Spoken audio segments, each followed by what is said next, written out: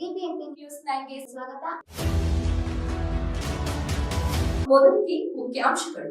ಮುಖ್ಯಮಂತ್ರಿಗಳೇ, ನಿಮಗೇನಾದರೂ ನೈತಿಕತೆ ಇದ್ದರೆ, ಸ್ವಲ್ಪ ಗೌರವ ಇದ್ದರೆ ಜನಗಳ ಬಗ್ಗೆ, ಇಲ್ಲೇನು ನಡೀತಾ ಇದೆ ರಾಮನಗರದಲ್ಲಿ, ಯಾರ ಕಾರಣ ಇದಕ್ಕೆ? ಈ ರೀತಿಯ ಕಳ್ಳ ಮತದಾನ ಮಾಡ್ತಕ್ಕಂಥದ್ದಕ್ಕೆ, ಕಳ್ಳ ಮತಗಳನ್ನು ಸೃಷ್ಟಿ ಮಾಡಲಿಕ್ಕೆ ಇವತ್ತು ಇಂಥ ಕೆಲಸ ನಿಮ್ಮಿಂದ ಏನಾಗ್ತಿದೆ? ನಿಮ್ಗೆ ಯಾವ ನೈತಿಕತೆ ಇಟ್ಕೊಂಡು ಮಾತಾಡ್ತಾ ಇದ್ದೀರಿ?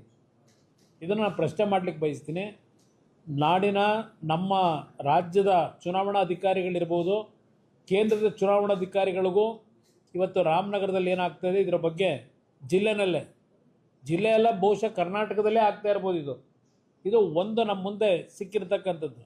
ಇವತ್ತು ಇಲ್ಲಿ ಯಾವ ಒಂದು ಕಳ್ಳ ಮತದಾರರಿದ್ದಾರೆ ಅವರನ್ನು ಇವತ್ತು ನಿರ್ದಾಕ್ಷಿಣ್ಯವಾಗಿ ಆ ಮತದ ಒಂದು ಕಳ್ಳ ಮತದಾನ ಮಾಡ್ತಕ್ಕಂಥದ್ದಕ್ಕೆ ಸೃಷ್ಟಿಯನ್ನು ಮಾಡ್ತಾ ಇದ್ದಾರೆ. ಮತದಾರ ಪಟ್ಟಿಯಿಂದ ಅವರನ್ನು ಸಂಪೂರ್ಣವಾಗಿ ಚುನಾವಣಾ ಆಯುಕ್ತರು ಇವತ್ತು ಯಾವ ರೀತಿಯಲ್ಲಿ ಹಲವಾರು ರಾಜ್ಯದಲ್ಲಿ ಕಠಿಣವಾದಂಥ ಕ್ರಮ ತೆಗೆದುಕೊಂಡಿದ್ದೀರಿ, ಆ ಕ್ರಮವನ್ನು ತೆಗೆದುಕೋಬೇಕು ಅಂತ ಹೇಳಿ ಮನವಿ ಮಾಡ್ತೇನೆ, ಆಗ್ರಹ ಮಾಡ್ತೇನೆ. ಇಲ್ಲ, ಸರ್ಕಾರದ ದುರ್ಬಳಕೆ ಇದು.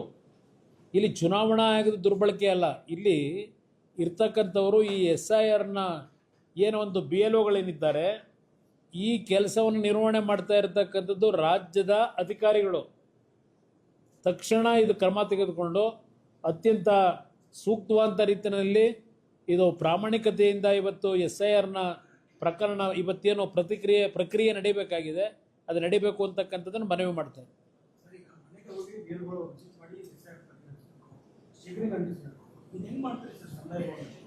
ಅದನ್ನು ಮುಖ್ಯಮಂತ್ರಿಗಳನ್ನ ಕೇಳಬೇಕು. ಅದನ್ನೇ ಈಗ ನನಗೂ ಅದೇ ಆಶ್ಚರ್ಯ. ಪಾಪ ಮುಖ್ಯಮಂತ್ರಿಗಳು ಭಾಳ ಅವರೇ ಖುದ್ದು ಏನು ಚರ್ಚೆ ಮಾಡ್ತಾಯಿದ್ರು, ರಾಜ್ಯದ ಜನತೆಗೆ ಸಂದೇಶ ಕೊಡ್ತಾಯಿದ್ರು. ಇವತ್ತು ಜಿಲ್ಲಾಧಿಕಾರಿ ಏನು ಮಾಡ್ತಾ ಇದ್ದಾರೆ? ಜಿಲ್ಲಾಧಿಕಾರಿನ ಇದೇ ಕೆಲಸಕ್ಕೆ ಬಿಟ್ಕೊಂಡಿದ್ದಾರೆ. ಅಲ್ಲಿ ಅವ್ರ ಮೇಲೂ ಕ್ರಮ ತೆಗೆದುಕೋಬೇಕು ಅಂತಕ್ಕಂಥದ್ದು ನಾನು ಆಗ್ರಹ ಮಾಡ್ತೀನಿ. ಇದು ಬರೀ ರಾಮನಗರದಲ್ಲ, ಇಡೀ ರಾಜ್ಯದಲ್ಲಿ ಈ ಪಿತೂರಿ, ಈ ರೀತಿಯ ಅಕ್ರಮ ಮತದಾರರ ಪಟ್ಟಿಯನ್ನು ಇವತ್ತು ಮಾಡ್ತಕ್ಕಂಥವ್ರ ಮುಖಾಂತರ ಪಾಪ 2028ಕ್ಕೂ ಮುಖ್ಯಮಂತ್ರಿ ಆಗಲಿ ಕನಸು ಕಾಣ್ತಾ ಇದ್ದಾರೆ ಅನ್ನೋದು ನನ್ನ ಅಭಿಪ್ರಾಯ. ನಾನು ಚುನಾವಣಾ ಆಯೋಗಕ್ಕೂ ಇದ್ರ ಬಗ್ಗೆ ಪತ್ರವನ್ನು ಬರೀತೀನಿ.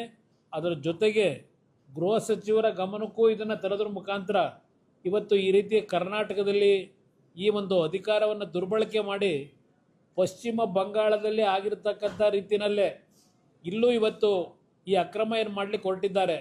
ಇದನ್ನು ನಾನು ಕೇಂದ್ರದ ಚುನಾವಣಾ ಆಯುಕ್ತರಿಗೂ ಗಮನಕ್ಕೆ ತರ್ತೇನೆ. ಅದರ ಜೊತೆಗೆ ಕೇಂದ್ರ ಸರ್ಕಾರದ ಗೃಹ ಮಂತ್ರಿಗಳಿಗೂ ಈ ವಿಷಯವನ್ನು ನಾನು ತರಬೇಕು ಅಂತ ಇದ್ದೇನೆ.